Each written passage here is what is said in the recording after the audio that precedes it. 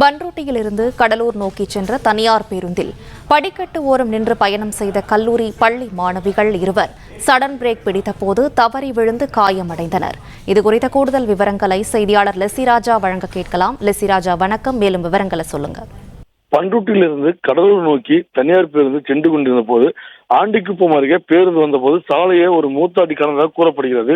இதனால் பேருந்தின் driver sudden brake போட்டுள்ளார். இதனை அடுத்து பேருந்தில் படிக்கட்டு ஓரமாக நின்றிருந்த மேல்காரப்பட்டு கிராமத்தைச் சேர்ந்த கடலூர் பெரியார் கல்லூரி படிக்கும் அகஸ்தியா என்ற மாணவியும், கடலூர் புனித அண்ணல் மேல்நிலைப் பள்ளி 8ஆம் வகுப்பு படிக்கும் சாதனை என்ற மாணவியும் பேருந்திலிருந்து தவறி கீழே விழுந்துள்ளார்.